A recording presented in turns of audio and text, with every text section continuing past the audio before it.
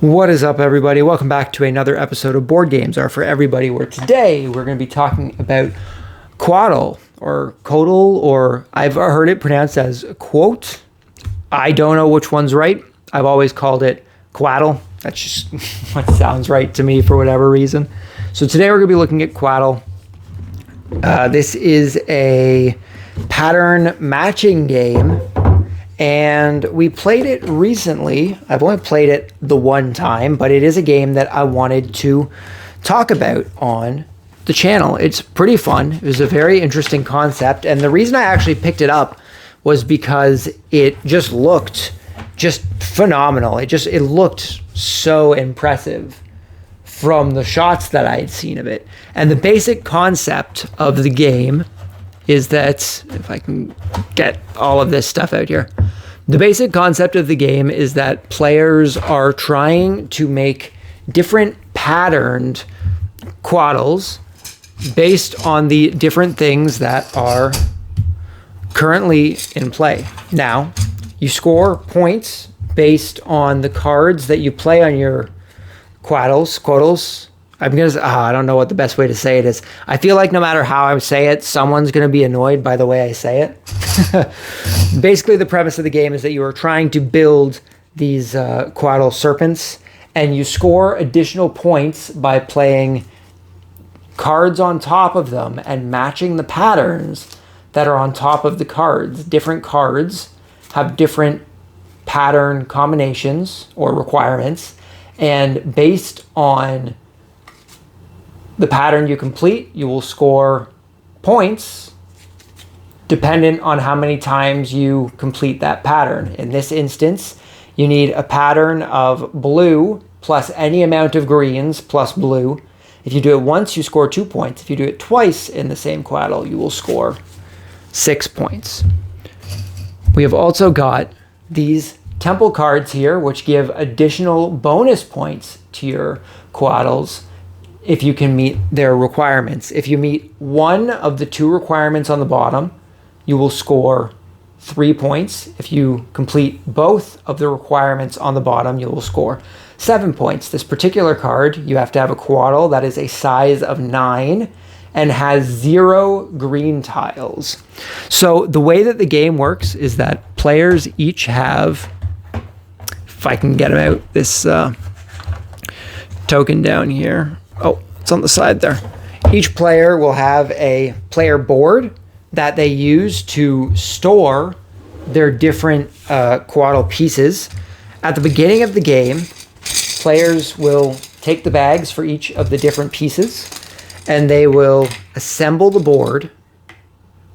If I was doing it in the right spot, they will assemble the board to have the appropriate amount of head, body, and tail pieces. So we just did our head and our tail pieces, which go in the middle, and our body pieces will go along the outside here. Now, obviously, there are a lot more body pieces than there are heads and tails, because the body pieces are what are going to be making the majority of your Coatls. I actually think I might be changing how I pronounce the name every time I say it. It's possible that might happen. So, the game starts with each player secretly having one face down temple card that they keep secret. You know what? I'm actually going to do 2 boards here just so I can better explain at least the 2-player game. So we'll have 2 boards here. Just going to try and move all this over so everything actually stays in the camera. I'm kind of off to the side here, so there we go. Okay, that's visible. So each player will have one temple card that they keep secretly face down. The other 2 are set off in roughly even stacks of 2. And when you complete one of your Coatls, you can take either the temple card that is personally in your hand. In this instance, you would have to have a Coatl that has no red body pieces, and also a Coatl that has an equal amount of blue and green pieces. Or if we were to do one of the ones up here, we would need one with no black pieces and an equal amount of blue and red, or one that is a size of 8 with no black pieces. And players both start, I believe it's a hand of 4 of these prophecy, I believe they're prophecy cards, I believe is what it's called. So each player would get 4 cards to start with, and then we make a face-up area of 6 cards over here. So this is how the game is set up for the beginning of the game. At this point, the first player will take their turn. On a turn, a player has 3 different actions they can do. They can either take one piece from the center, so either one tail or one headpiece, or they can take one section of the body pieces. So based on what the blue player has in their hands here, a lot of ones here, but we do have some that are just red and blue. So maybe we would want to try and prioritize getting red and blue pieces. So let's say this player wanted to start by taking the red and yellow body piece over here. So they're going to place those 2 pieces within the squares on their board.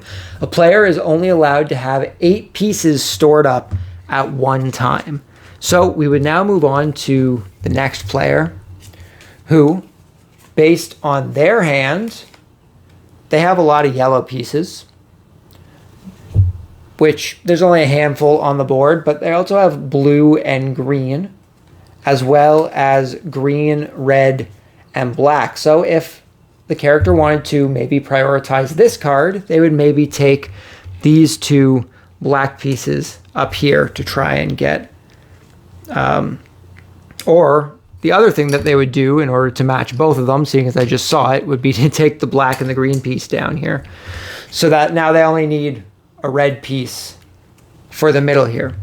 So now that we have kind of gone through that, let's say we wanted to build a dragon. On our turn, if we wanted to start building one of our Coatls, we could take the pieces from our player board and place them. I'm really going to run out of room here since I don't have a whole lot. Let's move these guys over. I'm just going to move these guys up here so that I can at least demonstrate putting a Coatl together here.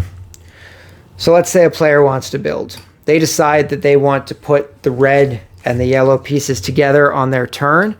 So during the build phase, there are different things that you can do. You can do any amount of them as many times as you want. You can place any pieces down onto wherever you want to build your Coatls. You are only allowed to have a total of 3 Coatls, because when the 3rd Coatl is built, it ends the game. And you're only ever allowed to have 2 unfinished Coatls at the same time. So you need to at least complete 1 Coatl before you start making your 3rd one. So when you're building, you can place pieces into a line. You are also allowed to take any of your prophecy cards here, and you're allowed to place them on top of that particular Coatl. Now, this is going to allow you to score extra points once that Coatl is completed.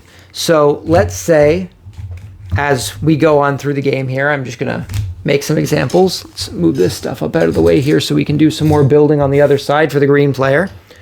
That as the game goes on, we start building our Coatls. We have green, we need red in the middle, we got black, and then let's say we have green.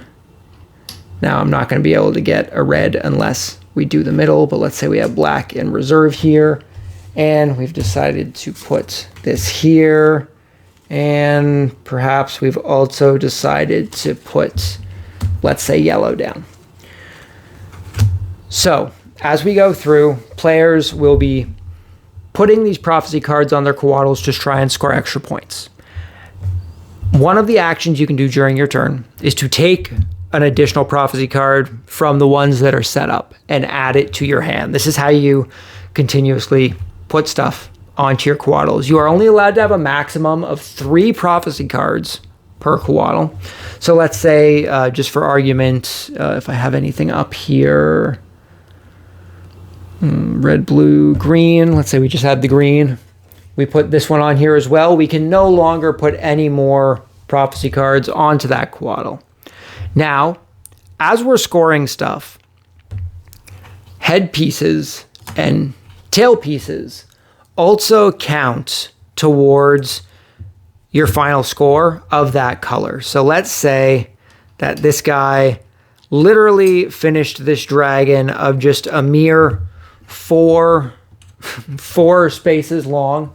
The head and tail both count towards the length of the Coatl. So you have your head, 1 yellow, red, and red.